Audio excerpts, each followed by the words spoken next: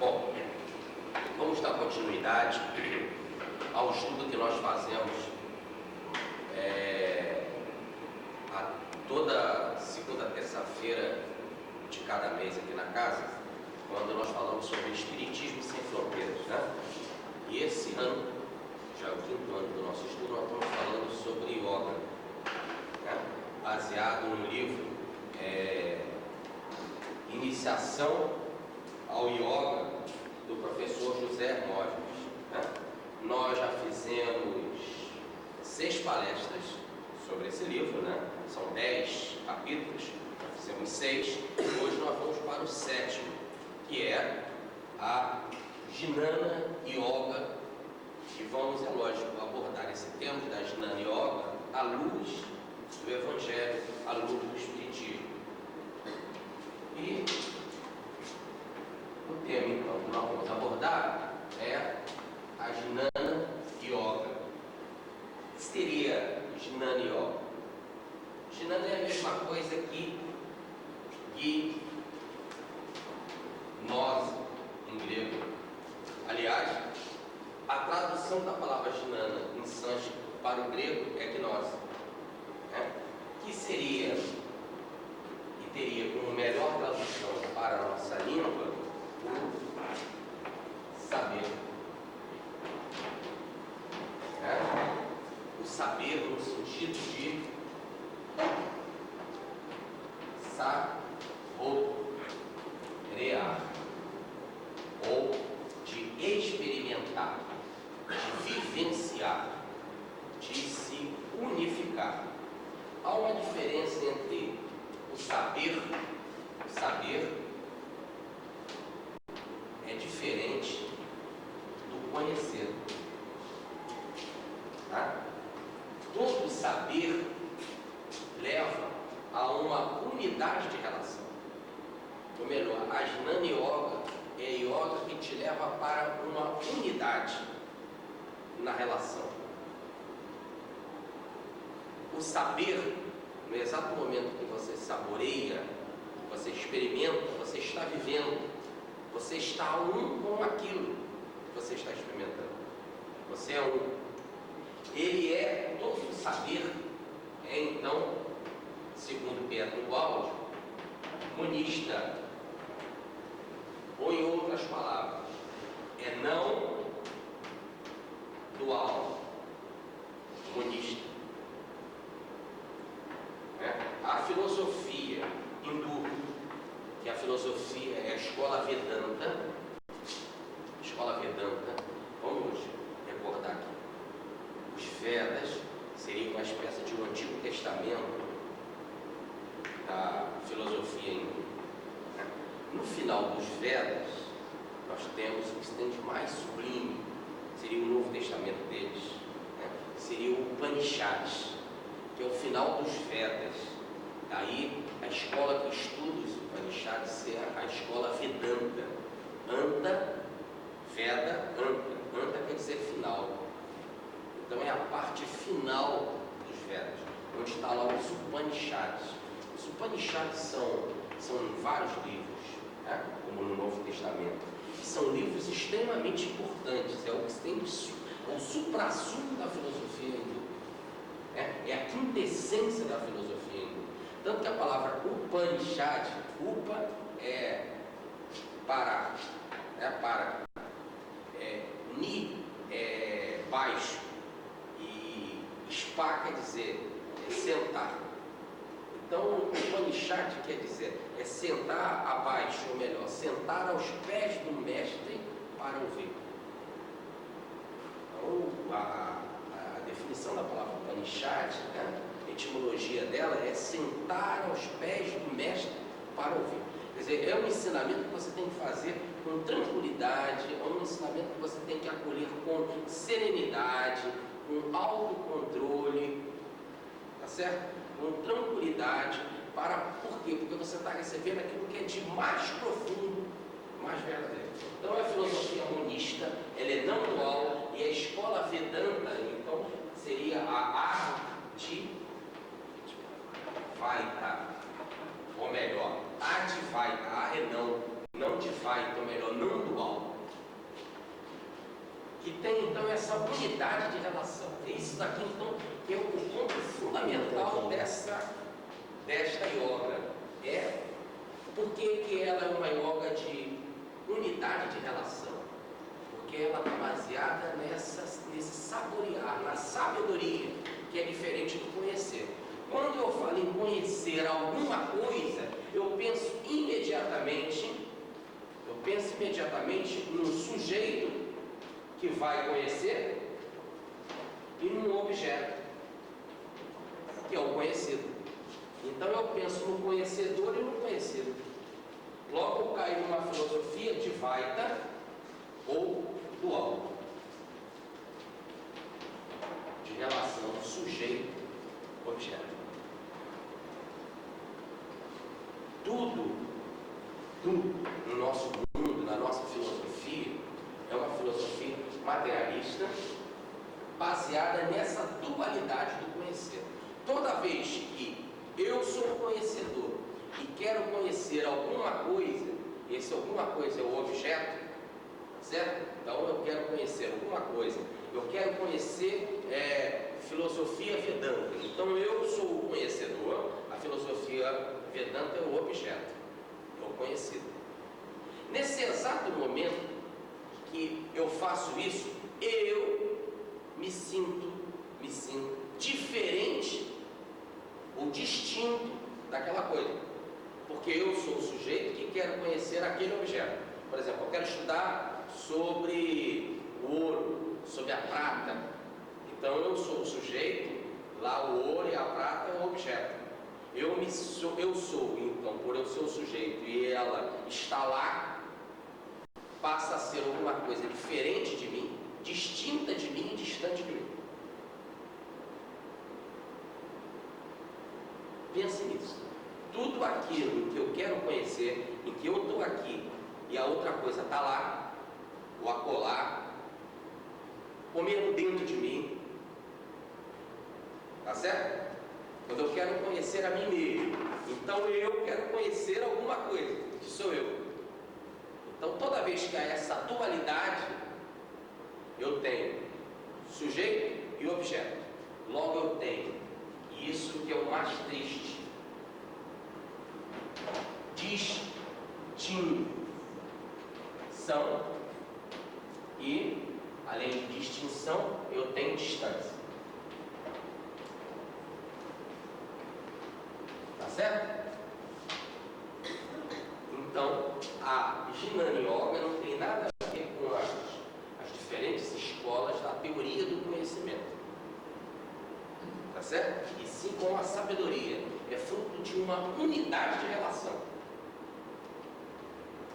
Logo, o ponto fundamental da Jnana Yoga está na capacidade de percepção. Toda vez que eu tenho uma percepção distorcida, eu me sinto distante e diferente daquilo que eu quero conhecer, eu não me sinto igual em relação, em unidade, tá certo? Eu não estou praticando Jnana Yoga. A Jnana Yoga, então, é colocar a minha percepção no eixo, na diretriz, para que eu possa ver o universo. A palavra unidade, e verso é diversidade. Há uma diversidade de coisas, mas em tudo isso há unidade. Daí universo, a universidade, né? É uma unidade na diversidade. Então, quando eu consigo ver esta unidade de relação, eu saboreio. Toda vez que há a distinção e a distância, eu estou numa percepção distorcida, desequilibrada. A Jnana Yoga quer me levar a esta unidade. Aí vem Jesus, vai explicar as coisas. Conhecereis a verdade, a palavra no original é gnose. Conhecereis, gnose, nós podemos botar a Jnana, faz. Conhecereis a verdade ou tereis a Jnana, a verdade. E o que vai acontecer quando eu tiver a gnose ou a Jnana da verdade? a sabedoria da verdade, ou saborear a verdade, ou eu for um com a verdade, e em mim só houver verdade. Porque Ginana quer dizer é se saborear, é experimentar. Quando eu experimentar a verdade, que eu for um com a verdade, e só houver verdade, não houver mais nada de mentira em mim, e é muito difícil isso. Aí diz Paulo de Tarso que todo homem é falar e só Deus é veraz. Todo homem é falho, é mentiroso, é falso, está na mentira, tá certo? Porque está num conhecimento distorcido, em tudo o homem está com uma percepção distorcida, aí todo o mar de lama e de caos e de dor que ele vive, porque ele não está numa percepção verdadeira, ele se sente distante das pessoas, ao mesmo das coisas, de tudo, e antes de tudo de Deus, e toda vez que você se sente distante do próximo e distante de Deus, e você se sente não só distante, mas distinto de Deus e do próximo, você cai no caos, no desequilíbrio da dor, do samsara, do mundo, de provas e expiação. Você está louco, está longe da verdade. Então, no exato momento que você tem a gnose ou a ginana da verdade, que você é um com a verdade, de Jesus conhecereis a verdade, e ela vos dará a libertação. Muito interessante que sempre a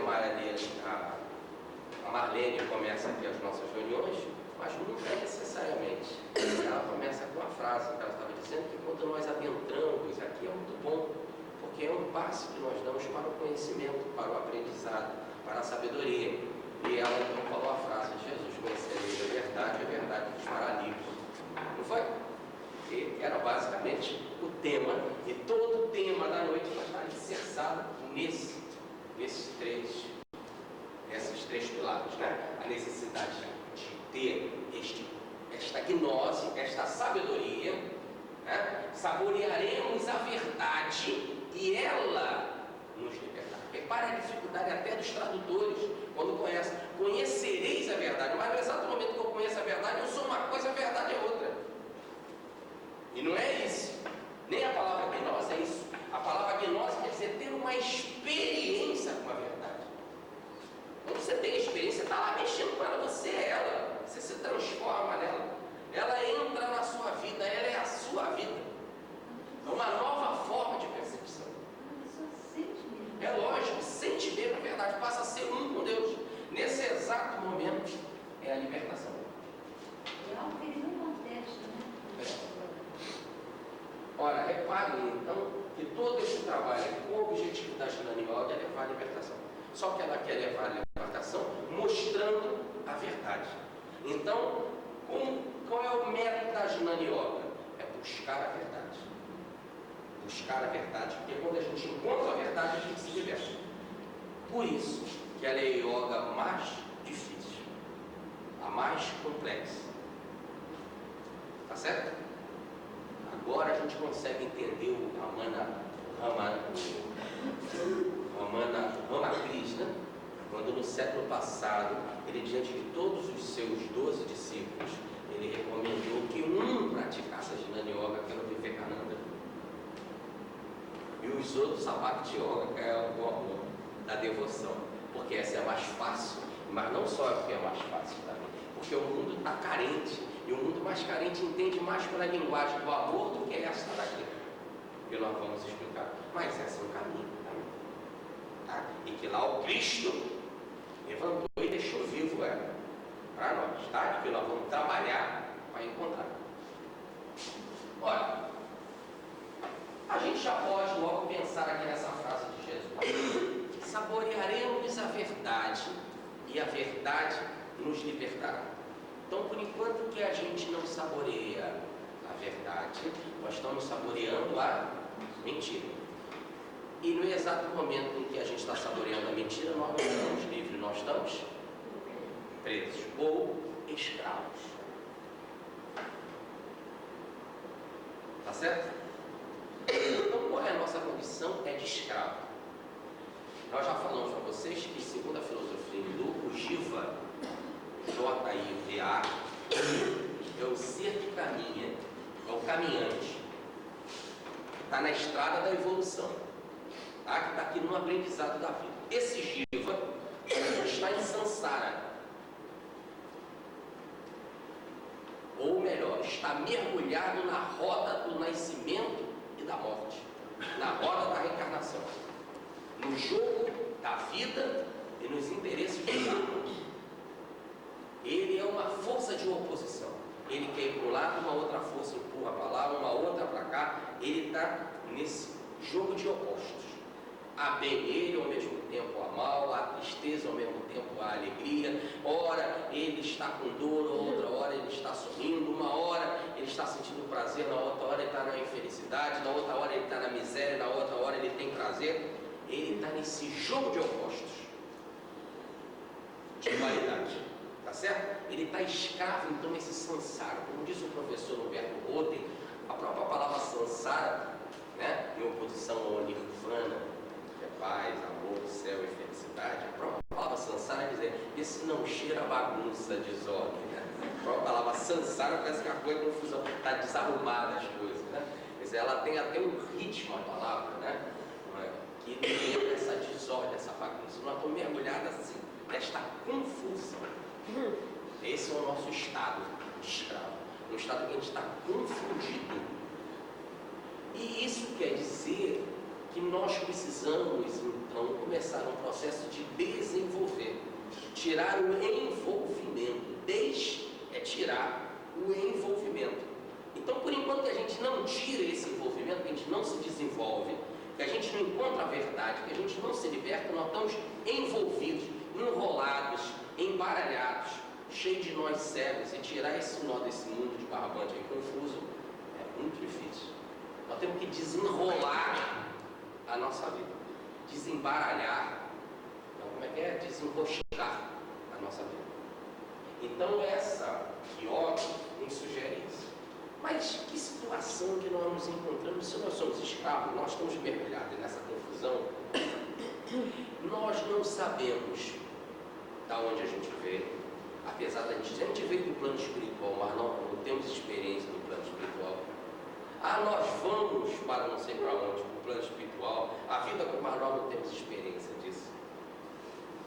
É tudo fruto do conhecer, do livro, eu aqui conhecendo o que está lido, alguém que falou, eu não saboreei, eu não experimento, não é fruto da minha experiência, tá certo? Não é fruto da minha experiência. Toda essa dificuldade que mostra que nós somos apenas papagaios, repetidores de conceitos, e não vivenciadores, experimentadores, saboreadores daquela verdade, que mostra que ela não é nossa, está fora de nós. Toda vez que nós estamos assim, nós estamos desorientados.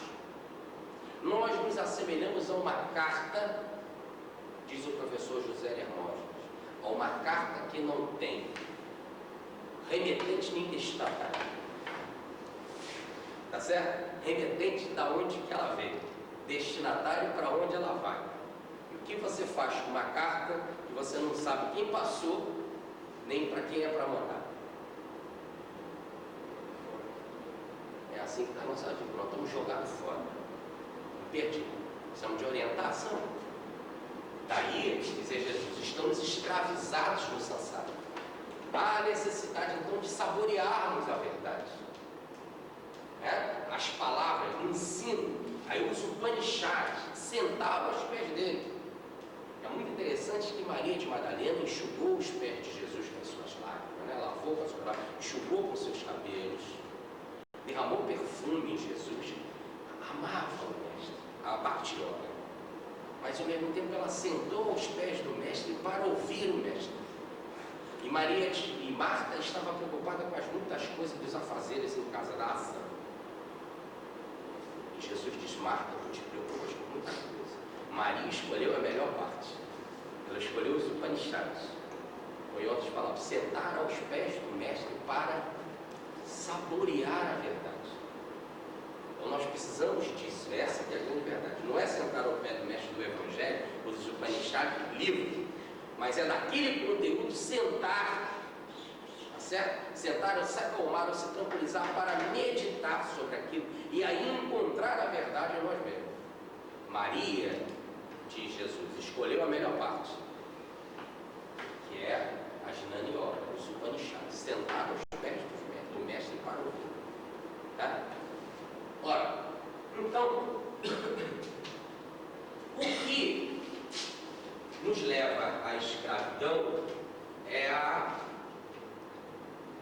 Jnana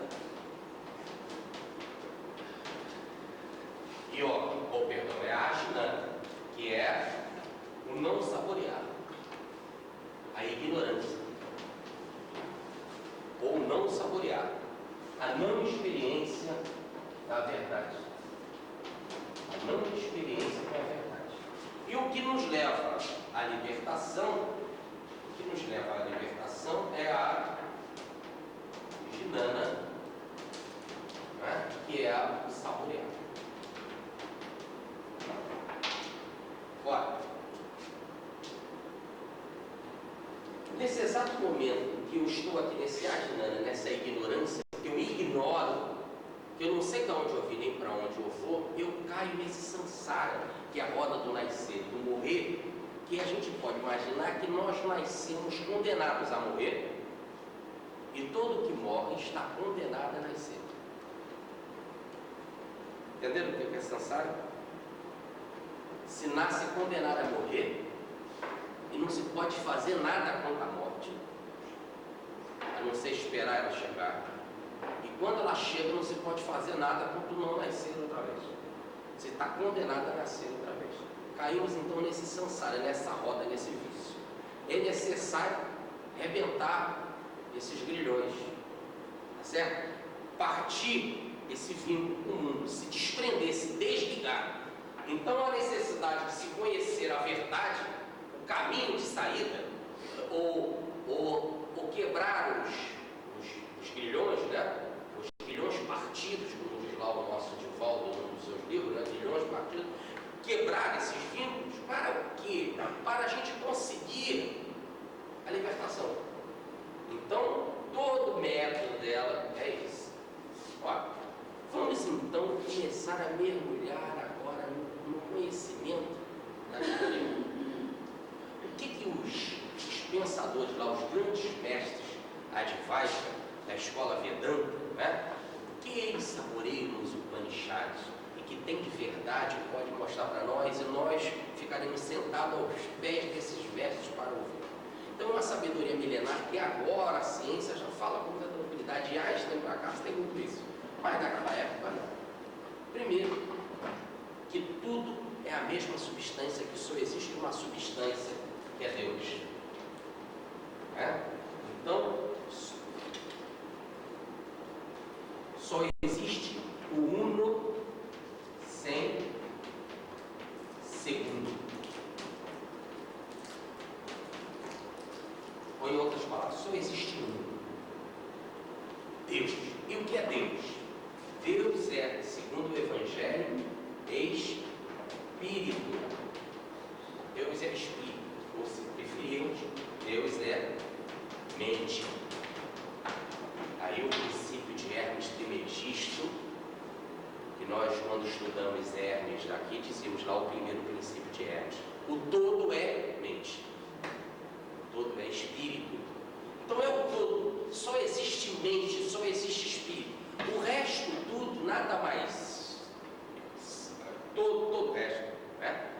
Que só pode estar nesse todo, é apenas uma deformação da nossa percepção. E quando a nossa percepção está confusa, está na ignorância, está em ajnana, ela vê esta mente segundo o seu nível de confusão. Quanto mais ela está confusa, mais ela está enroscada, mais ela vê essa mente enroscada, materializada, concretizada, mais é matéria. Quanto menos se está confuso, o mais está saudável. Se está num nível de consciência melhor, menos você está embaraçado, embrulhado, tá certo? E com isso você vê mais mente, mais espírito, mais espiritualidade. Só existe a mente. E a mente se encontra em estado de matéria, condensado em matéria, daí a fórmula do Einstein, né? Ou se condensado em energia ou condensado em luz, daí a fórmula dele. Energia é igual a massa vezes a constante da luz ao quadrado. Tudo é igual. Matéria nada mais é do que energia, que nada mais é do que luz. Apenas são estados diferentes. Agora, esses estados diferentes nada mais são não coisas reais, como diz a Jnana Yoga. mente diferente, de estado mental ou evolutivo diferente. Quanto mais nós somos atrasados, mais a gente só vê a matéria, estamos limitados à matéria. Quanto mais se evoluído, mais se vê a energia, se precisa da energia. Quanto mais se vê luz, até ao ponto de dizer Jesus, Deus é Espírito, ou no nível de João Evangelista, Deus é luz, como João Evangelista falou na sua primeira epístola, no capítulo 1, versículo 5, ou então também na sua primeira epístola, lá no capítulo 4, Deus é amor. Então você pode, dependendo do seu estado, ver tudo como amor, ver tudo como luz, ver tudo como Espírito. Mas também no nosso estado, a gente vê tudo só como matéria, e a gente só consegue ver a matéria, e não tem outra percepção a não ser da matéria, porque nós estamos limitados no nosso mundo. Agora, não é que exista, quando eu digo assim, que eu estou vendo aqui a matéria, não é que essa matéria existe. Isso daqui, como matéria, só existe para mim, no meu estado. Mas o que é isso daqui? É espírito, é energia, são átomos e movimentos. Os átomos nada mais são que pacotes de energia e movimento. E energia nada mais é do que a vibração divina condensada. Daí dizer André Luiz, no livro E a Vida Continua, nas páginas 69 e 70, que hoje qualquer aprendiz de ciência sabe que matéria é energia modular. Mas em breve saberemos que matéria e energia nada mais são do que a luz divina condensada. Então só existe a luz divina, o Espírito divinamente. Não, só existe um sem segundo, o todo é mente. Mas aí nós somos o todo. Nós somos deuses, daí dizer o Evangelho. Daí dizer Jesus, nós somos deuses. Nós somos deuses. Certo? E Jesus diz, citando as Escrituras, lá o Salmo de Asaf, no capítulo 82, versículo 6. E quando ele fala isso lá em João, no capítulo 10, versículo 35, quando ele fala isso, ele chega ao ponto de, aliás, no capítulo 10, versículo 34, ele chega ao ponto de afirmar, lá no versículo 35, que as Escrituras, quando falaram que nós somos Deus e que ele repete, não pode falhar. Ele é verdadeira. Por quê? Porque ela é vinda do Mestre. Tá certo que nós devemos ficar aos pés do Mestre para aprender. Uma coisa profunda. Então, porque ela vem do Mestre, ela não pode falhar. Então, nesse exato momento, só existe essa realidade. Agora, vamos aqui para essa coisa, para a gente não aprofundar isso aqui. Vamos ver a nossa percepção. Eu, aqui, você aí, eu, aqui sujeito, você aí objeto, o meu objeto de conhecimento, que eu quero conhecer. Então eu me sinto diferente de você e distante de você. Né? Quem é esse que conhece e que quer conhecer você? O sujeito. Quem é esse que eu quero conhecer? O objeto. Qual é a relação que há entre eles? É uma relação de distinção e de distância. O objeto está aqui, um objeto está ali, um objeto está lá longe, como pode estar lá no infinito, mas é sempre um objeto. Eu me sinto sempre distante, e aí eu caio em Maya.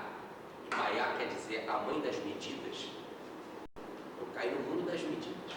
E toda vez que eu caio no mundo da medição, eu caio no mundo da comparação, eu caio no mundo da distinção, da coisa do próximo, do mais distante, e aí eu começo a achar, é mais fácil eu conhecer ela porque ela está mais perto do que o outro que está mais longe, tá certo? E a gente começa a gostar mais daqueles que estão perto, mas aquele outro que está lá longe, que eu nunca vi, que são os alemães, eu posso ir na guerra e matar eles. Nos paraguaios, eu vou lá e mato eles.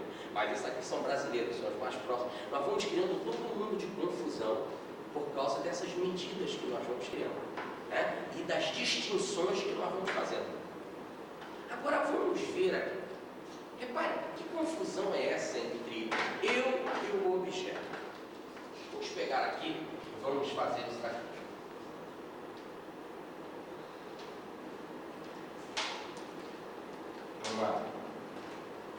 Uma igreja, tá bem? Uma igreja. Então vamos lá. Estênio, o que você está vendo aqui? Olha só que confusão que a gente faz. Esse problema de objeto e sujeito. O que você está vendo? Ele diz que o desenho de uma igreja. Você não está vendo aqui o quadro verde, não? Está vendo algumas coisas escritas? Está vendo essa margem aqui do lado? Então você nunca consegue ver a igreja se não conseguir ver esse fundo. Tá certo? Não? Ora, reparem então que eu não consigo ver nada se não tem um fundo, se não tem um espaço. Então, se eu quero ver o sol, eu não vejo o sol, eu vejo o sol e um espaço em volta. Mas esse espaço está me abraçando aqui agora. Tá certo? Então já começa com essa primeira coisa com relação ao espaço. Essa ideia do aqui. Quando eu vejo eu aqui, o sol lá, eu crio essa distância e automaticamente eu faço distinção. Eu sou uma coisa, o sol é outra. Hoje nós já sabemos que em termos de substância é a mesma coisa. A mesma substância que me fez é a mesma que fez o sol. Porque só existe uma substância que é Deus, que é a mente, que é a energia divina e cósmica, a luz divina está em lado à parte. A substância é a mesma. E essa coisa da distância é muito relativa. Não existe isso. Isso é do mundo do conhecer. Toda vez que eu cair nesse campo do pensar, eu faço essa rachadura, essa quebra, essa divisão, eu coloco o sol lá e eu aqui. Quando não existe o sol sem um espaço em volta dele, e no espaço que eu estou mergulhado. Só existe uma coisa aqui quando nós estamos na Terra, é a Mãe Terra, e todos nós somos feitos de uma única substância que é a Mãe Terra, e estamos mergulhados e abraçados na Terra. Então não existe essa coisa da distância, ela é só fruto da ilusão. Por quê? É algo que fala a psicologia no sentido da Gestalt. A psicologia, a Gestalt, ela fala que não existe forma sem fundo. Ou não existe a forma sem o espaço. Se não tivesse o espaço, a forma terminaria onde? Não existe, é muito difícil da gente conceber isso. O espaço que eu faço a diferença entre eu é um limite que eu crio numa determinada situação que os meus sentidos defeituosos estão colocando, mas não existe esse limite entre aquilo e eu, porque é a mesma, é o espaço. Esse espaço que a gente coloca entre as coisas é uma verdadeira ilusão, porque eu não posso ver as coisas se não tiver o espaço no qual estou mergulhado. E outra coisa, não pode também haver espaço se não houver objetos. Já pensaram nisso? Como é que eu vou imaginar um espaço se não tem um objeto para medir? Está confuso? Está confuso, mas eu quero dizer que é uma coisa extremamente intuitiva. Não é fácil, mas pensa. Como é que eu posso, quando eu vejo aqui eu e o sol, há um espaço mergulhado. Agora, esqueça o sol, como é que eu vou imaginar um espaço de alguma coisa? Não tem, sempre precisa ter algum objeto para comparar. Eu caio no mundo da medição. Parece que o que existe é medição. Se não houver coisas separadas para eu medir, quer dizer, é um mundo de ilusão. E as medidas nada mais são do que simbolismos humanos. No fundo, eu estou confundindo a realidade com o mapa. Eu tenho um mapa do Brasil, tá certo? E vou a Minas Gerais. Que loucura, né? Boto o pé lá no mapa, lá em Minas. Eu não estou em Minas. Eu não sinto o cheiro das montanhas, o frio da montanha. Eu não experiencio Minas Gerais olhando para o mapa. Eu tento o mapa dos rios do Brasil, eu não consigo mergulhar no Amazonas. Tá certo? A grande confusão é que nós estamos no mundo de medição, no mundo de mapa, no mundo de simbolismo, e nós transformamos esses mapas e simbolismo em coisas verdadeiras. A coisa verdadeira é mergulhar no Amazonas, é experienciar ela, é viver, é ter essa percepção da unidade. Então não existe o espaço. Aí dizer a teoria da relatividade, o que existe é um contínuo espaço, um contínuo. Não está um aqui e outro lá, só existe esse contínuo. Entendeu o que Einstein chamava então de contínuo? Como só agora, nesse século, é que se conseguiu pela ciência chegar e que a sabedoria milenar já falava e já experienciava, vivia em si. E que a ciência não entendia e fazia todas as divisões, todas as quebras no mundo dualístico. Então agora vem Einstein e diz, existe um contínuo.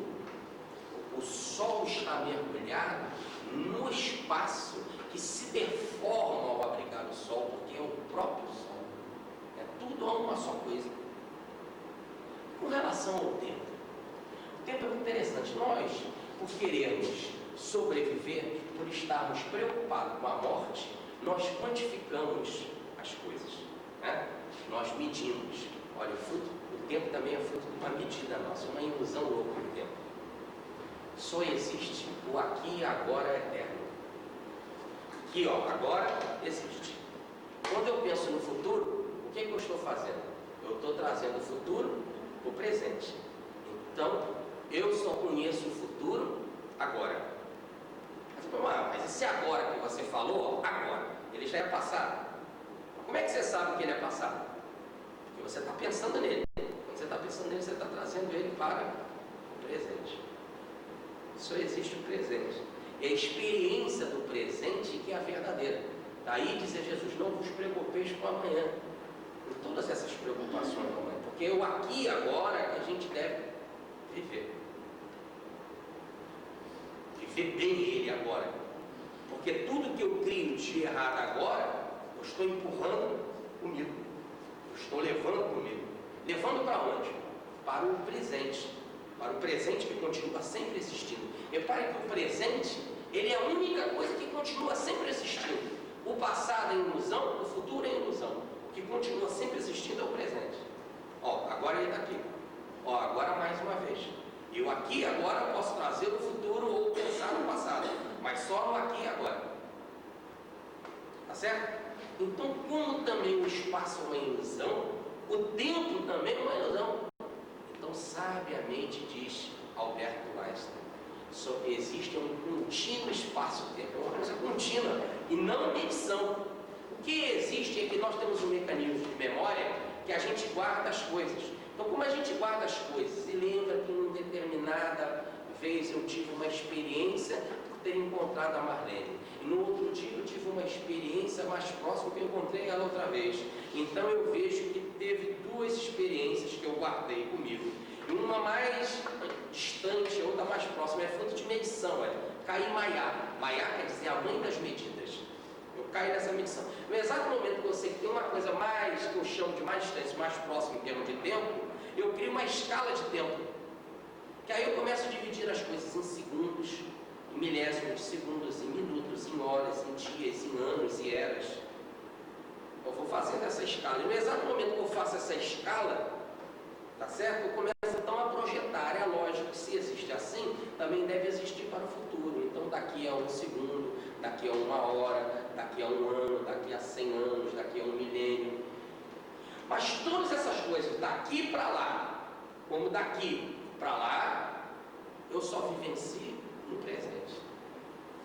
O presente é que não acaba nunca. Então, toda vez que eu falo do nascer, só existe o nascer, o morrer que acaba aqui. Todo morrer é um nascer que começa aqui. Então, todo mundo que nasce está fadado a morrer. Todos que morrem estão fadados a nascer. Por causa desse momento aqui, ó. Ele está aqui agora, ele é vivo. Esse morreu, esse vai nascer. Não é assim? Essa é a ideia de morte, de nascer e morrer. Que a gente então vai alongando no tempo. Vamos imaginando ele mais para lá ou mais para cá. Mas só existe eu aqui agora, que está nascendo e morrendo aqui agora. E é a verdadeira experiência de estar se nascendo e morrendo aqui agora, e que nem se nasce nem se morre. Porque se é aqui agora, é que nos dá essa ideia de contínuo espaço e tempo. Aliás, que não há nem espaço fazendo distância e distinção, porque só há uma única substância que é Deus. Então, eu saio dessa confusão dualística do eu e do objeto para a ideia de que tudo é Deus, que tudo é mente. Aí eu passo a ter uma outra experiência. Eu falo assim, mas com relação a gente mesmo? Porque você disse com relação ao objeto fora de você. E com relação ao objeto que é você? É o mesmo processo. Eu só estou apenas, na minha confusão, diminuindo distância. Mas o que é distância, né? O que para um supersônico é uma distância muito rápida, para uma tartaruga demora muito. Então essa coisa de que é mais perto ou mais longe também é fruto da nossa ilusão, tá certo? Da nossa percepção distorcida. Quando eu apenas toco, eu quero conhecer ela e conhecer a mim, é a mesma coisa. Apenas a distância está diminuindo. Mas esse negócio também de distância aumentar ou diminuir é fruto das minhas medidas. É um referencial meu, uma coisa simbólica. Tá certo? Uma coisa simbólica. Aí, então, eu tenho que pensar assim. Olha só. Vamos imaginar os meus 5 sentidos. Eu estou ouvindo. Mas quem é que está ouvindo? Eu. Eu posso ouvir quem está ouvindo? Não. Eu estou vendo. Quem é que está vendo? Eu. Eu posso ver quem está vendo, que é o vedor? Não. Eu estou sentindo.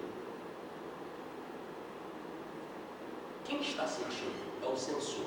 Eu posso sentir aquele que está sentindo? Não. Certo?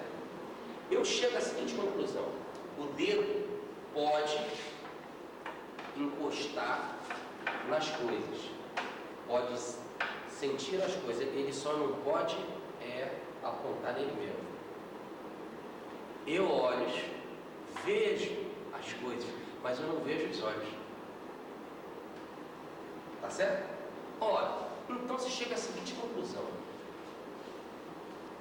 eu vejo, mas eu não posso ver aquele que está vendo, porque é ele que está vendo. Igual o dedo que não pode apertar a ponta dele mesmo. Igual o olho que não pode ver ele mesmo. Então eu vejo, mas eu não vejo aquele que está vendo, porque aquele que está vendo é o que vê. E ele não é visto. Vamos por uma outra ideia. Eu estou pensando. Aqui agora eu estou pensando. Quem que está pensando? Eu. Eu posso pensar sobre esse eu? Penso. Quem está pensando? Sou eu. Estou pensando em quem? No eu. Ah, que confusão. E quem é esse eu que está pensando? Ah, é aquele que está pensando no eu.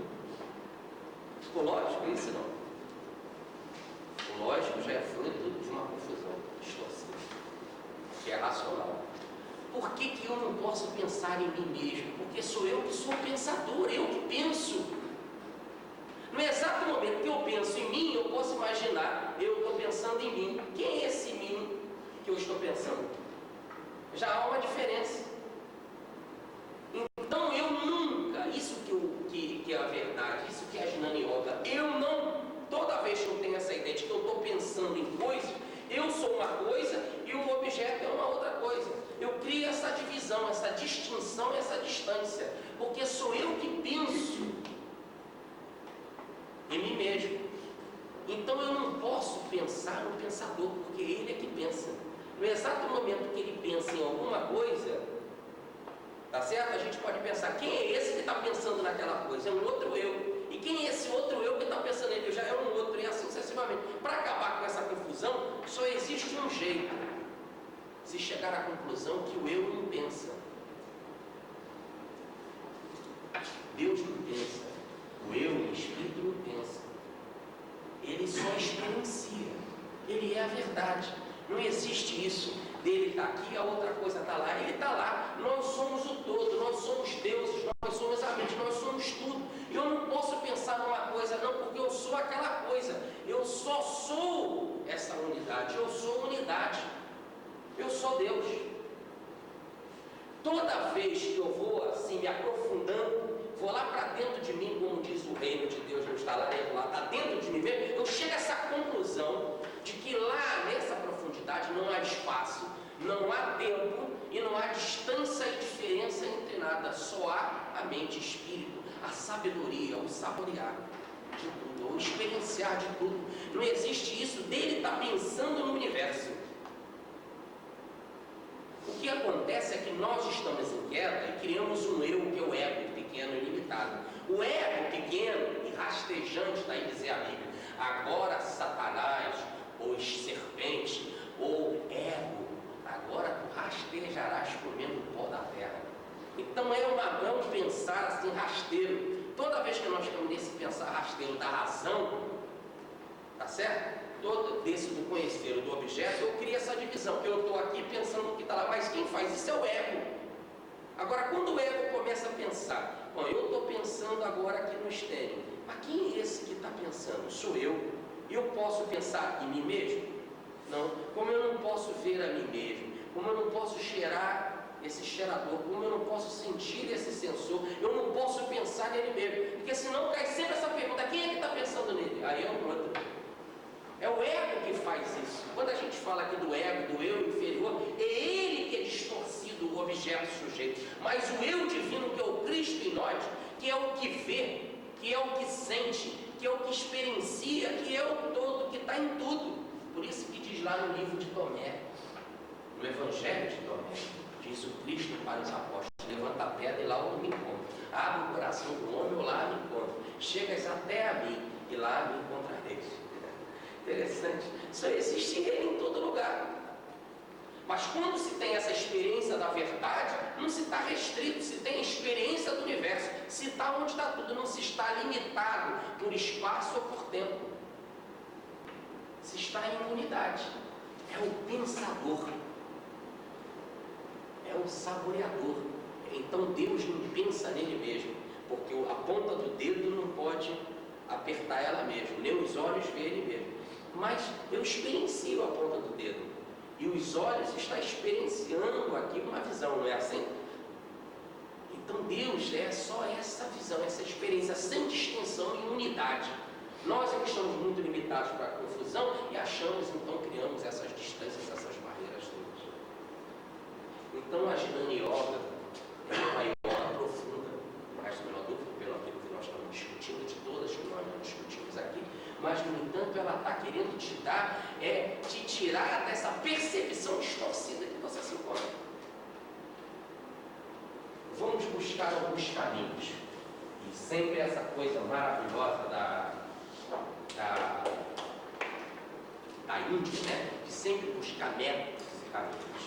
Então existe um método muito interessante que é Mahavakya,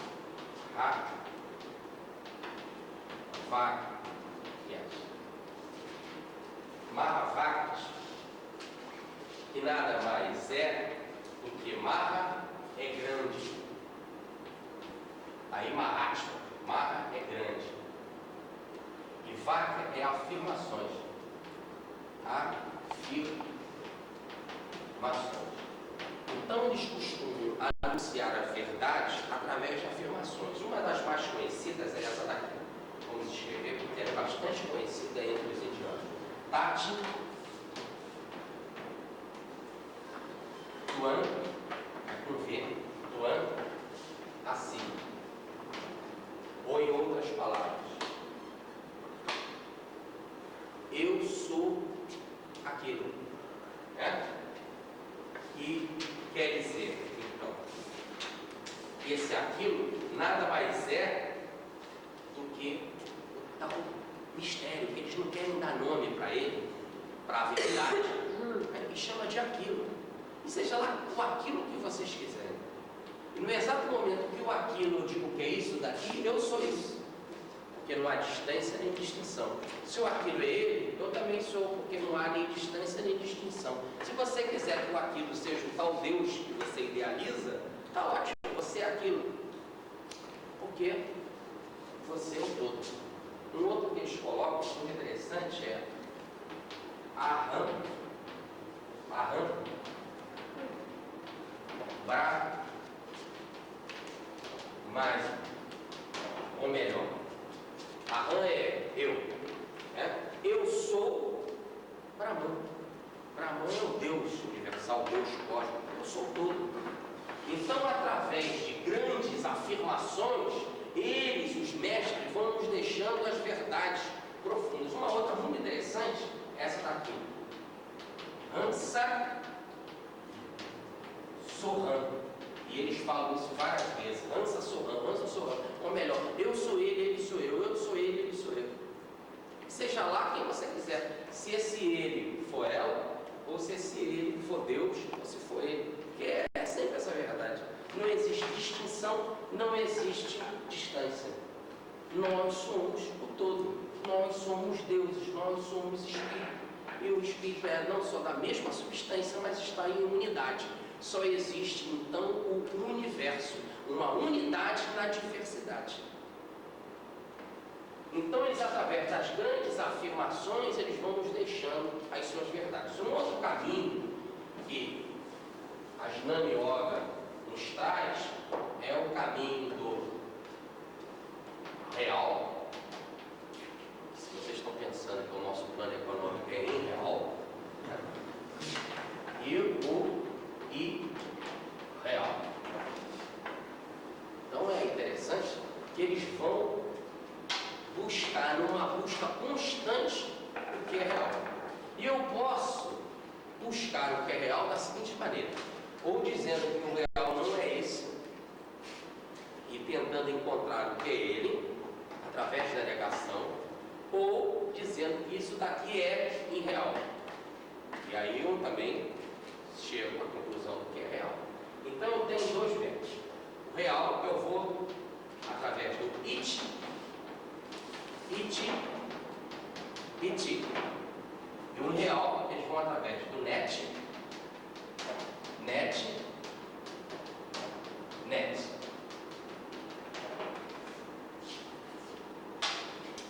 Ou em outras palavras, net é não. Eu não sou isto, eu não sou isto, eu não sou isto. O Brahman não é isto, não é isto e não é isto. Tá lógico, no exato momento que eu começo a fazer isso, né, que o Brahman não é aquilo ali, não é aquilo ali, não é aquela matéria, o Brahman não é energia, o Brahman não é isso. Eu estou desmaterializando Deus. Está correto. No exato momento que o ser vai se desmaterializando, ele chega à conclusão, lá dentro dele, que realmente Deus não é nada disso. Mas nada daquelas coisas poderiam existir, mesmo como ilusão, se não fossem de Deus.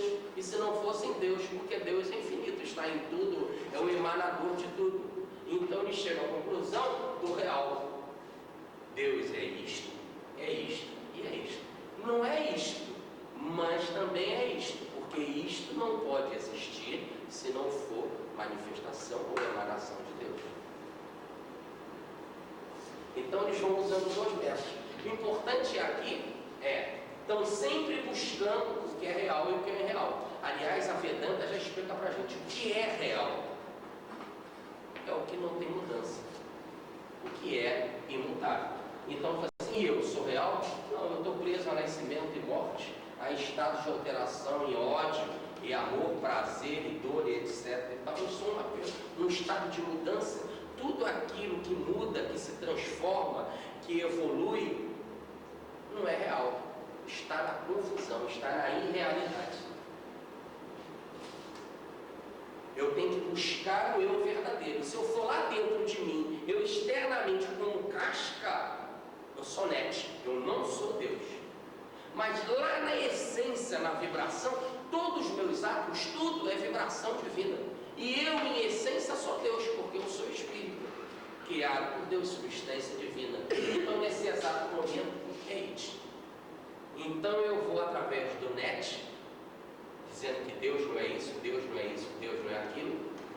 Deus não está aqui, Deus não está lá, nem está acolá. E depois que eu chego a verdadeiro conhecimento, eu chego à conclusão que nada pode existir sem Ele, mesmo se for ilusão. Então, Deus é isto e é isto. Repare que nós estamos numa yoga mais difícil, já não é mais para qualquer um. Eles vivem isso constantemente, né? O yoga está constantemente vivenciando essas verdades, experimentando elas. Um outro caminho muito interessante é o do Atma Vichara. Essa é uma das mais lindas, que é Vichara, quer dizer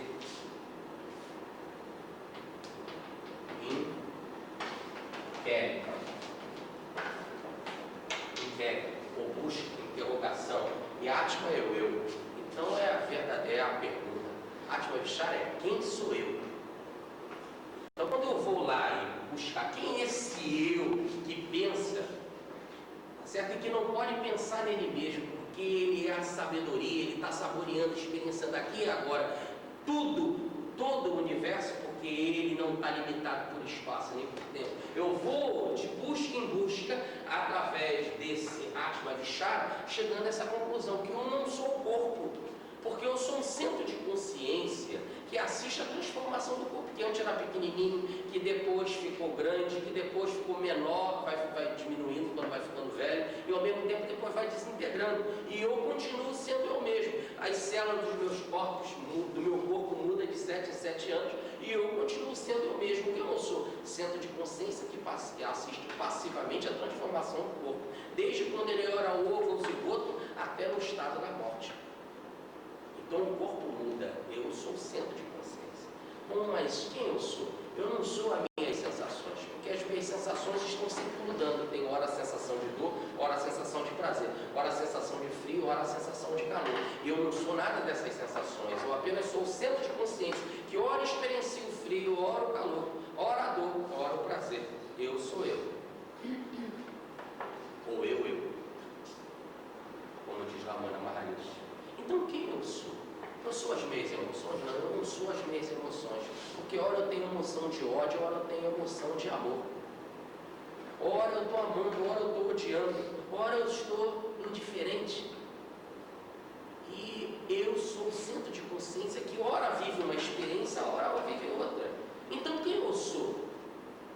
Atma Vichara, quem eu sou? Eu sou o meu intelecto? Não, eu não sou o meu intelecto. Porque quando eu era pequeno eu tinha alguns interesses, que depois maiorzinho, na puberdade eu tinha outros interesses, depois na época da faculdade eu tinha outros interesses, e agora eu tenho outros interesses, mas daqui a pouquinho, quando eu estava lá no meu trabalho, eu tinha outros interesses, e agora aqui na palestra eu tenho outros interesses, estou pensando em outras coisas. Quem sou eu? Eu sou o centro de consciência que tem muitos pensamentos, e cada hora se interessa por um determinado pensamento, e os pensamentos são como macaquinhos que vivem pulando de galho em galho e não para-se de pensar, porque nunca se fica inativo. Quem sou eu? Eu não sou nada disso, eu não sou os meus pensamentos. Eu sou o quê? O ser que pensa, e que não pode pensar em si mesmo, mas que experiencia tudo isso. Então eles vão ter o Atma Vichara mergulhando nele mesmo através da teoria, ou melhor, do método Quem Sou. Um outro muito bonito é o do Sadhana, ou Sadhana do Saddaka. Saddaka é aspirante. E Saddaka é aspirante, Sadhana é método. Método ou disciplina, né? Então o aspirante, o iniciante, o caminhante, o jiva, o ser que está aqui na vida, né, que está enroscado, que está escravizado, ele precisa de um método, de uma disciplina, de uma yoga para conseguir a sua orientação. E na Jnana Yoga, nós temos 3 métodos. Nós temos do Viveka, nós temos o do Vairagya e do Shadi Sampati. Vamos falar deles. Olha que coisa interessante. São os 3 aqui, né? Viveka. A palavra Viveka quer dizer discernimento. Discernir entre o real e o irreal.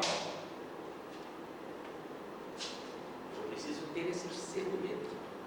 Então é uma yoga de bastante percepção, discernimento, maturidade e aprofundar profundamente na realidade. É um aprofundar-se na realidade. Discernir quer dizer dividir, separar através do net, do it, o que é para eu chegar na realidade, na essência. E aí eu vou discernir o que é real e o que é irreal. E eu já sei, na hora que eu estiver fazendo esse discernimento, que é irreal tudo que é passageiro. E tudo que passa é irreal. Logo, é net. Eu tenho que buscar no it aquilo que é o real. Eu preciso ter esse discernimento. Uma outra coisa que eu preciso ter é o Vairagya. Vairagya, que quer dizer desapego. Agora, guardem isso, vocês vão ver o quanto é difícil. Desapego desapegar aí nessa teoria?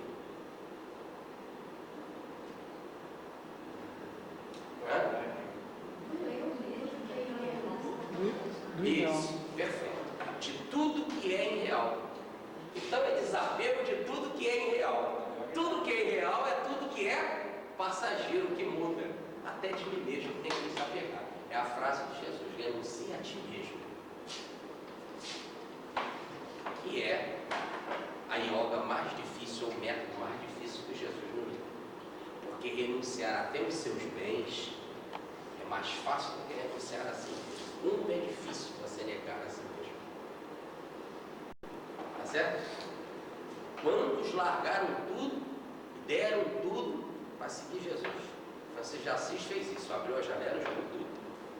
Agora, como ele sofreu para se abrir e se doar ele mesmo para Jesus, o Mestre.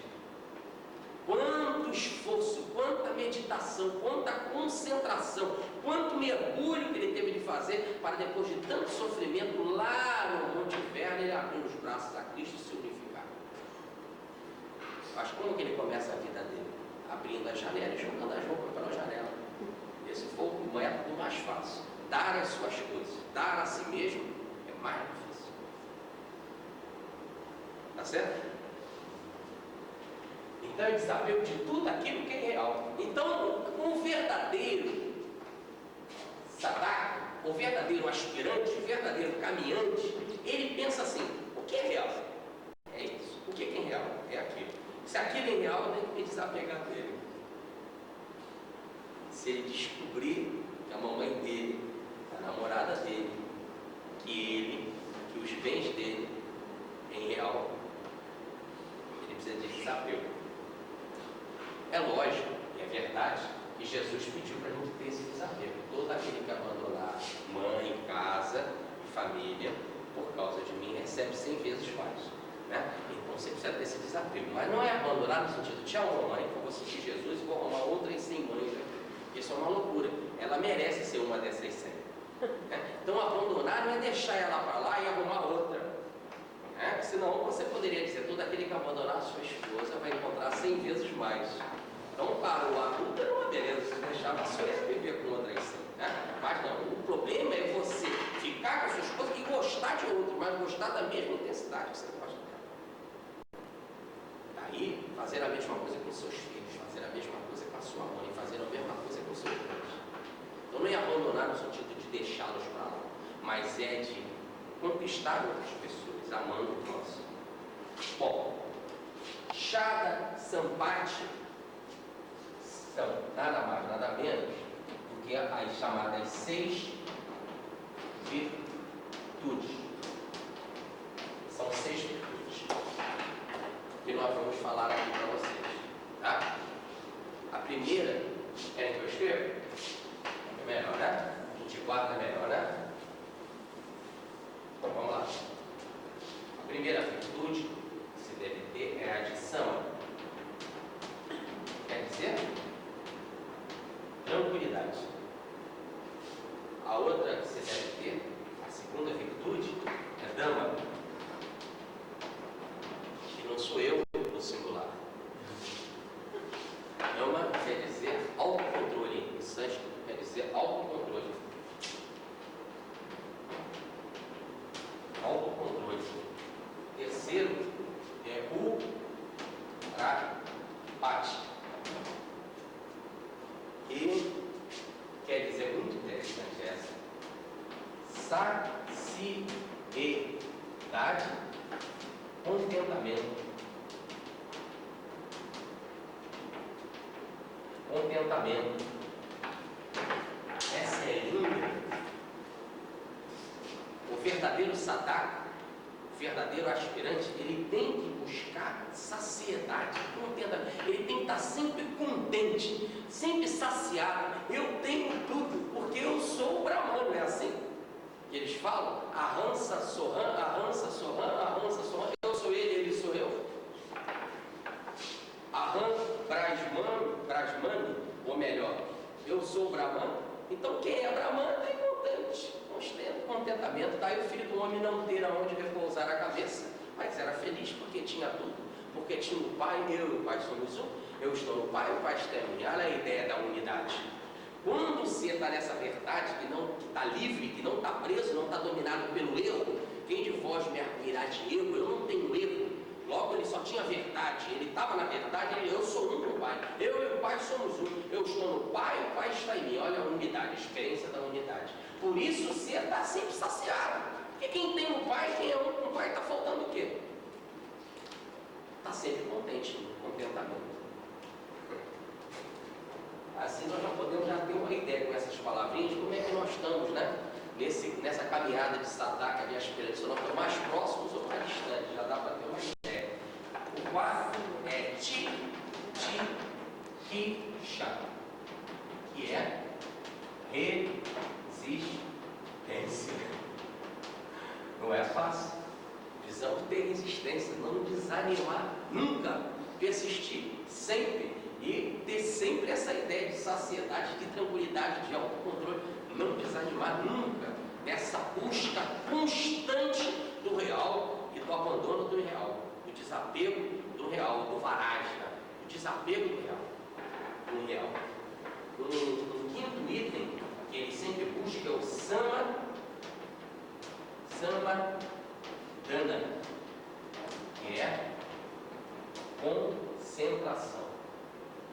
Está sempre concentrado, está sempre em atenção, está sempre alerta e vigilante, está sempre vigiando, está sempre desperto, está sempre iluminado, está sempre Buda, está sempre observando tudo o que acontece, para não ser arrastado pelo real e não cair na armadilha do mundo, do sansara.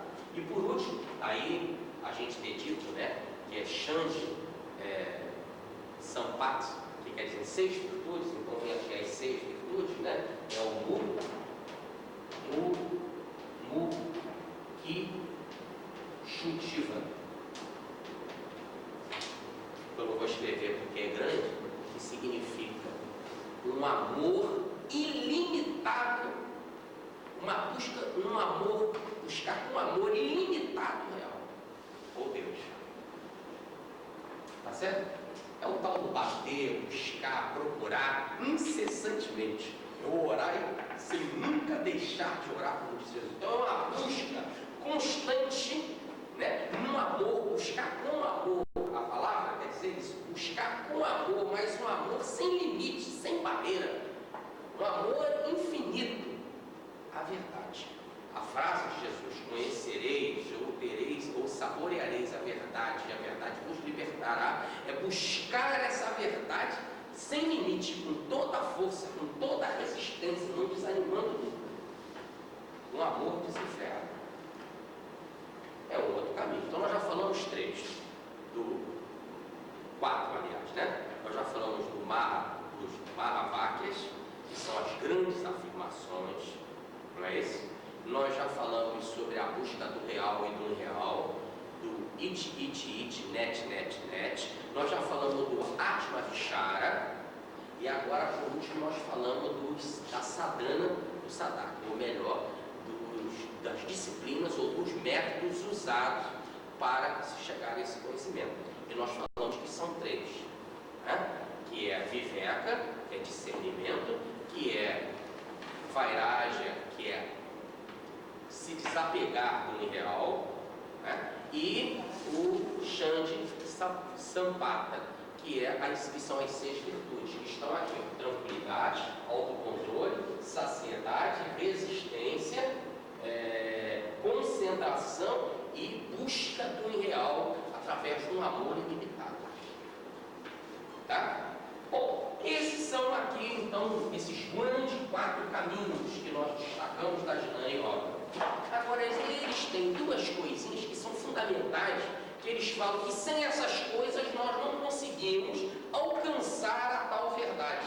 Porque há necessidade de saborear a verdade para ela me libertar. Para eu saborear a verdade, e a verdade é Deus, é Brahman, tá certo? É a mente. Para eu saborear isto, ter esta percepção verdadeira da vida, tá? Me sentir uno com Deus e poder dizer: eu e o Pai somos um, eu estou no Pai, o Pai está em mim. Ou como disse o Paulo de Tarso, já não sou eu mais que vive, é Cristo que vive em mim. Para mim viver é Cristo, olha, ele está em profunda unidade. Para eu chegar a isso daí, eu não consigo chegar sem duas coisas que são fundamentais.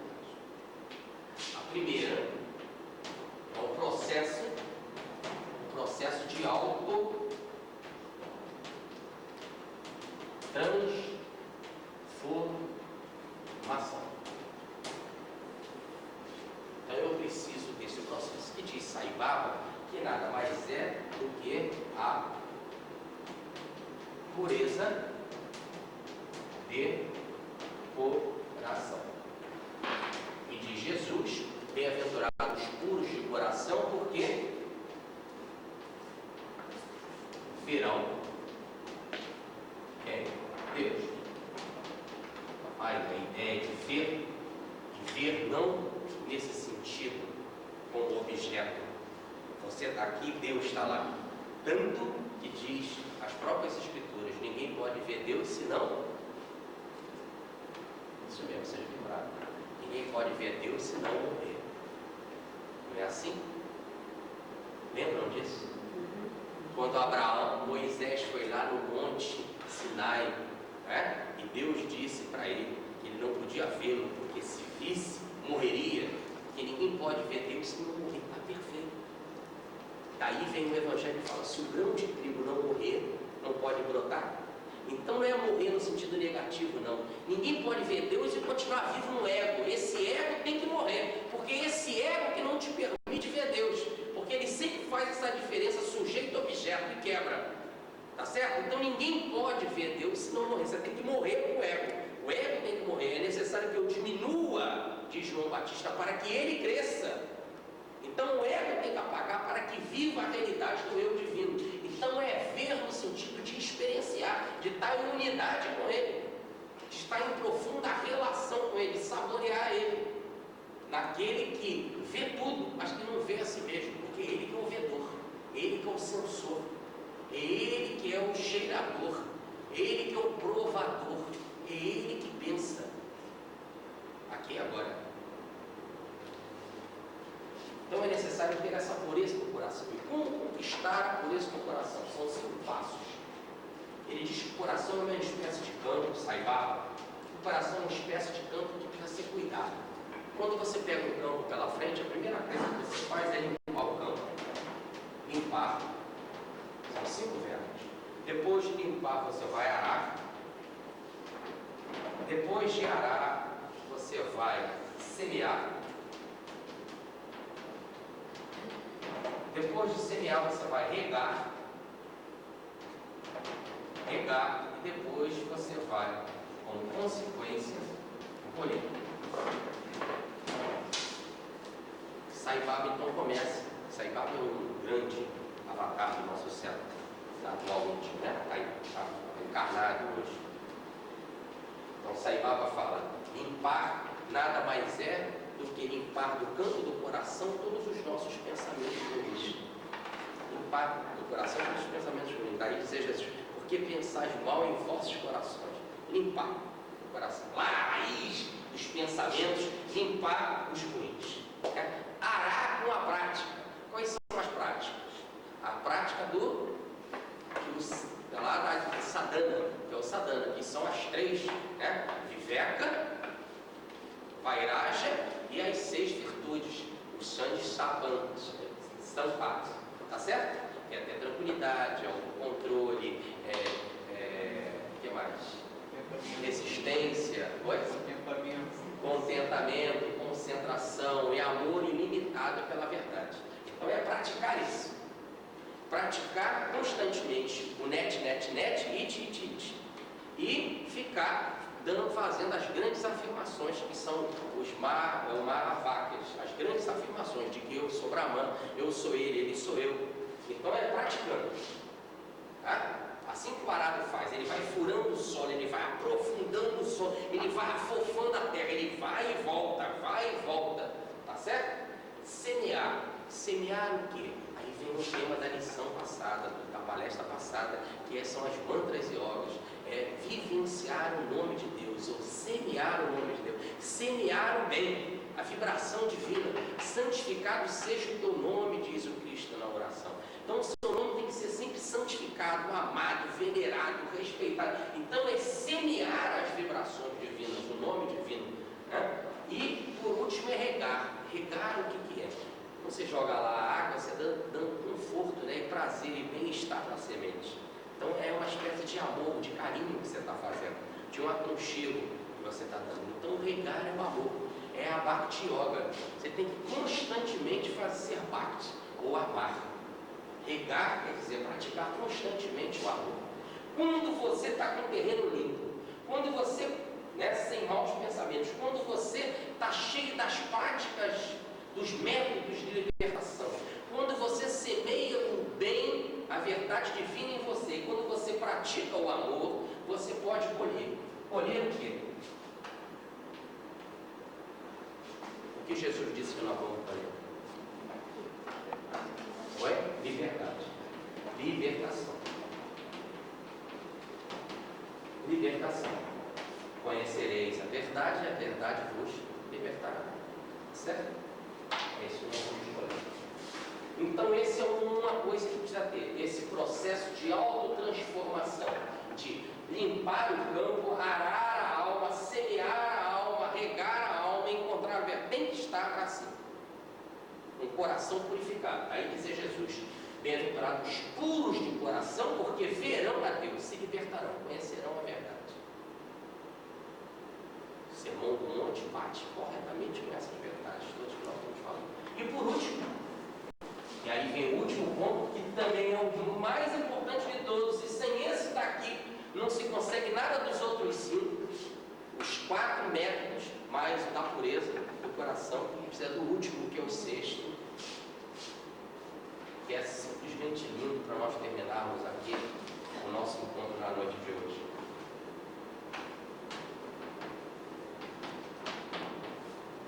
Tudo isso daí só se consegue com oração. Mas qual o objetivo de orar? Ficar repetindo palavras? É lógico que não, depois de tudo que a gente falou, não poderíamos cair para uma situação tão aberrante, tão distante e tão distinta da realidade, né? É lógico que orar aqui no sentido mas é no sentido, orar aqui no sentido de receber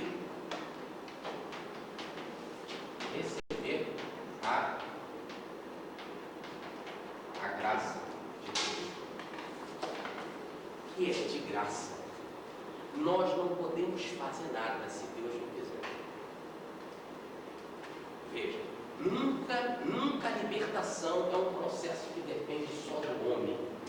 Depende de Deus. Ele pode falar as Mahavakyas todas, repetir elas constantemente. Pode fazer o Atma Vichara, descobrir quem é ele, tá certo? Pode fazer as sadhanas, aquelas disciplinas que nós vimos. Pode ver o que é real. Se Deus não quiser se manifestar nele, poxa, mas Deus não vai querer? Sempre quer. Sempre quer. É um atributo divino, é o amor. Deus é amor. É se espraiar, se expressar. Mas não quer dizer que seja obrigação. Sempre é porque é o seu estado. Mas nós não podemos, por enquanto que nós estamos nesse estado de confusão, exigir isso dele. Acontece que ele vai fazer isso porque o seu estado é assim. Nós é que não podemos obrigar. Mas por que então eu não recebo ele aqui agora? Ele não quer sempre se manifestar? Eu só não recebo porque eu estou fechado. Aí a necessidade então de orar. Orar quer dizer oris, quer dizer abrir a boca. É abrir a boca da alma. Dilatar o seu chakra coronário para você ser plenificado da graça divina. É como se fosse uma cachoeira que abundantemente está derramando a sua água. Daí dizer Jesus: eu tenho uma fonte de água viva, uma fonte que não termina nunca. Nós é que estamos com o copo de cabeça para baixo e não conseguimos apanhar a água. Então o problema é meu. Eu não posso obrigar Deus a encher o meu copo se eu estou com a boca de cabeça para baixo. Ele sempre quer fazer isso. Então eu tenho que virar. E quando eu virar, automaticamente vem a graça. E aquilo que vem não é meu. Eu recebo. É a graça, a manifestação de Deus. Tá? Então, eu tenho que buscá-lo através da oração. Então eu quero citar aqui duas grandes orações. A primeira é a mais conhecida oração hindu, que é Gayatri Mantra. Gayatri Mantra é a mais conhecida oração hindu, a mais famosa, é a mais popular, o nosso Pai Nosso daqui. Tá? Eles falam assim: ó glorioso ser de luz, ó glorioso ser de luz, que ilumina os três mundos, o mundo físico, o mundo astral e o mundo causal. Que o teu esplendor e a tua graça possam iluminar os nossos intelectos. Nós te rogamos. É essa oração. Uma oração, então, que pede transformação. Então, ó glorioso ser luminoso, ó glorioso ser luminoso, que ilumina os três reinos, físico, astral e causal. Que o teu esplendor e a tua graça ilumine os nossos intelectos. Nós te rogamos. Então, é uma prece de transformação. E a outra, para terminarmos, seria o Pai Nosso, que são 7 vibrações divinas dadas por Jesus. Jesus disse: quando quiserdes orar, orai assim. Aí ele começa: Pai Nosso que estás nos céus, primeiro, santificado seja o vosso nome. Segundo, venha a nós o vosso reino. Seja feita a tua vontade, aqui na terra como ela é feita nos céus. O pão nosso de cada dia nos dai hoje. Perdoa as nossas ofensas, assim como nós perdoamos aqueles que nos ofenderam, e não nos deixes cair em tentação, mas livra-nos do mal. Então, são 7. São 7 afirmações, 3 afirmações e 4 pedidos de busca. São 3 afirmações, Jesus, e 4 pedidos. Então, 3 coisas do mundo divino e 4 do mundo da personalidade. Pai Nosso que está no céu. Isso é muito interessante. Porque o meu Pai, o teu Pai, é o nosso Pai. Nós estamos nele, nós nos movemos nele, nós somos gerados por ele.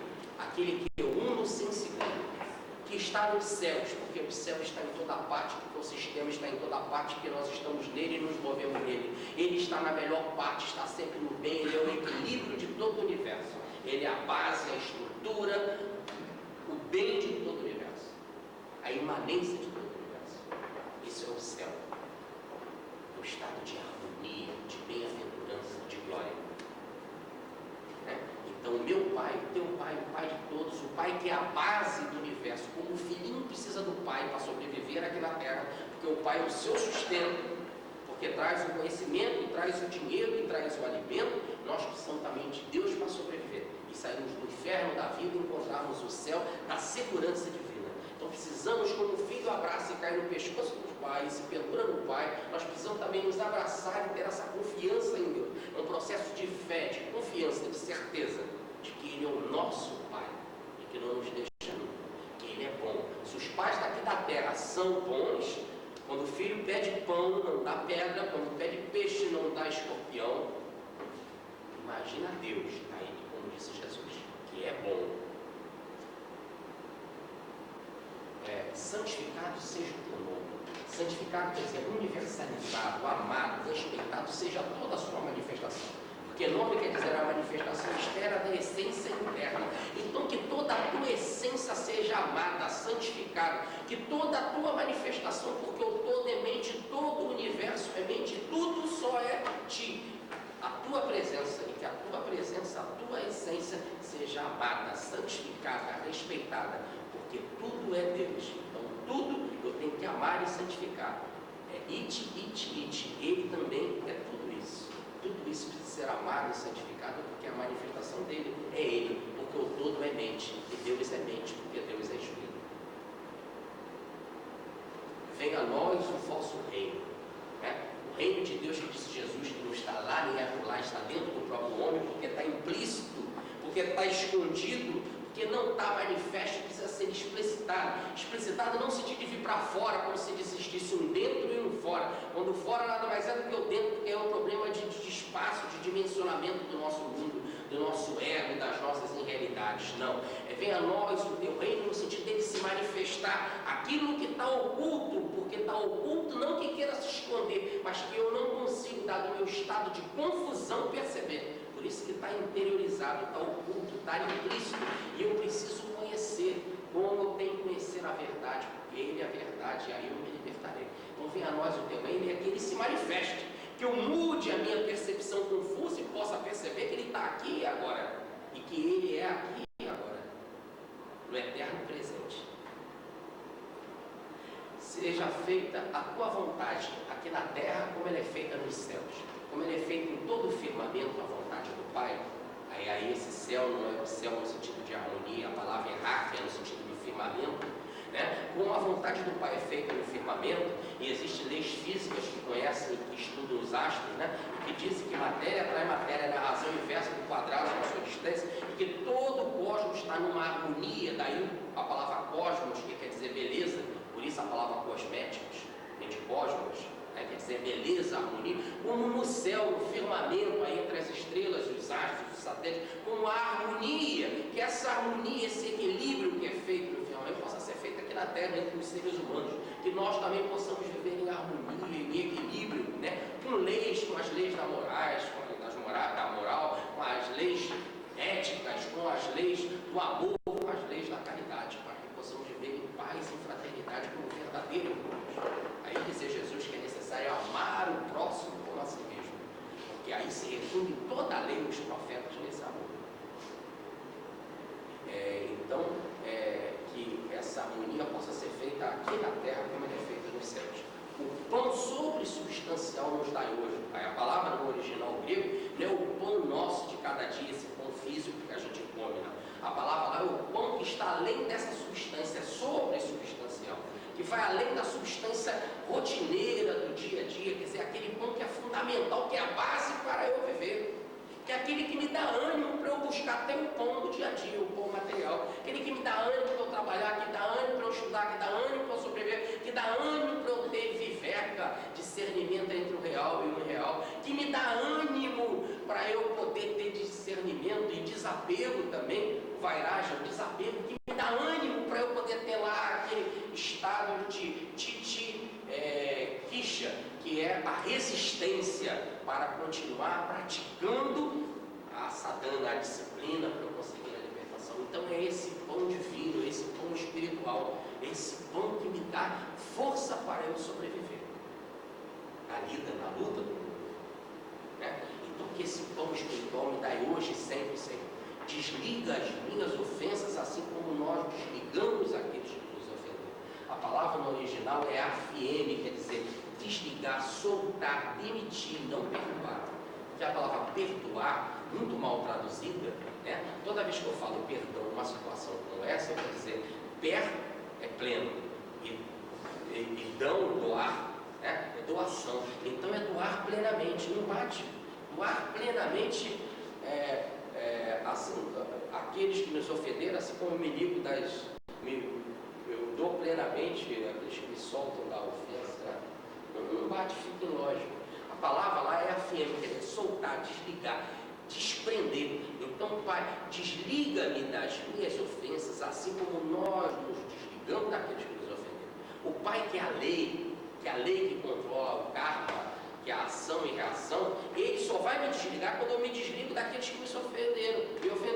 Então, uma pessoa me ofendeu, eu me sinto ligado a ela pelo ódio, o Pai não me desliga, quer dizer, a lei do karma não me solta, e exige reparação. Mas toda vez que eu não me senti ofendido, ela me ataca, mas eu não me sinto ofendido, logo eu estou no campo da inofensibilidade, quer dizer, eu não me sinto ofendido, eu automaticamente estou desligado da lei do karma. É o caso, então, de quando as pessoas bateram no Cristo, chicotearam o Cristo, ele, Pai, perdoa, porque eles não sabem o que faz. Aí sim é correto o perdão. Se doa plenamente para ele, porque eles não sabem o que fazem. Então Cristo não se sentiu ofendido. Ele não se sentiu ofendido, ele não se ligou karmicamente a gente. pai desligou ele porque ele não ficou ligado, ou nem precisou ligar porque ele não ficou ligado. As ofensas, como Gandhi, ao receber os tiros no peito, né? Então, quando ele recebeu as balas, ele caiu falando Rama, Rama, Rama, quer dizer, Deus, Deus, Deus. Então, nada de ofensa. Então, essa passagem é se livrar da ofensibilidade, não se sentir mais ofendido por nada, ficar ofendível, seria isso. A grande jogada já não é mais perdoar, perdoar já é fruto, né? Já de pessoas ainda mais atrasadas, é chegar ao nível mais alto, de nem se sentir mais ofendido, aí nem ter o que perdoar, mas se você se sentir ofendido, só tem um jeito, se desliga do outro, não se sinta mais ofendido, e se desligar não é deixar o outro falar e o outro que se dane, não, mas é amar os vossos inimigos, fazer o bem àqueles que vos perseguem e caluniam. Quando você começa a amar os teus inimigos, orar pelos teus inimigos, fazer o bem por aqueles que te perseguem e caluniam, nesse exato momento você está se desligando da lei do ódio, da lei do karma com ele, o pai está se desligando automaticamente de se vincular karmicamente a ele, a não ser por missão. Aí é uma outra coisa, né? E por último conclui Jesus: não nos deixes cair em tentação, mas livra-nos do mal. Então não são duas frases, são uma só, porque esse mães é uma ligação, não é mães de mim, é M-A-S. Então é não nos deixes cair em tentação, mas livra-nos do mal. O problema não é que a gente tenha pedido, Pai, não nos deixe cair em tentação. Não é, Pai, livra-me da tentação, é me livra do mal. Cair na tentação, ser tentado, ou posso até ser, daí dizer o Evangelho, Pai, não nos deixe cair quando for tentado. E não é, Pai, livra-nos da tentação. Jesus não está pedindo para o Pai nos livrar da tentação, está nos pedindo para nos livrar da queda, não nos deixar cair. Mas por que eu caio? Mas livra-me do mal. O mal é que eu tenho que me livrar, porque o mal dentro de mim é o que permite, quando eu sou tentado, cair. Tá certo? O problema está no mal. Se eu tenho um mal dentro de mim, quando eu sou tentado, o problema não está na tentação, está no mal dentro de mim. Quando eu tenho um mal dentro de mim, sou tentado, eu sou provado, aí eu caio. Então é, Pai, não nos deixe cair em tentação, mas livra-nos do mal, que é da consequência dela. Eu posso pensar o seguinte, por exemplo, nós temos lá o Marinho e o Cristiano, né? Todos vocês sabem que o Marinho não gosta de beber. Então ele não tem esse mal dentro dele. Então a gente chega com o Marinho, trouxe uma cachaçinha para você, puxa, o melhor chopp tirado lá no Bar Luiz, com 45 metros de serpentina, puxa, o chopp sai espumante. Bom, tá aqui. Tem essa vontade dentro dele, não há sintonia. Eu estou tentando, não tenho mal dentro dele. Ele não cai, quando é tentado. Está claro? Então não nos deixe cair em tentação. A tentação pode ter, ele só não cai porque não tem mal dentro dele. Já o Estênio adora isso tudo. Então chega, toma aqui, Estênio.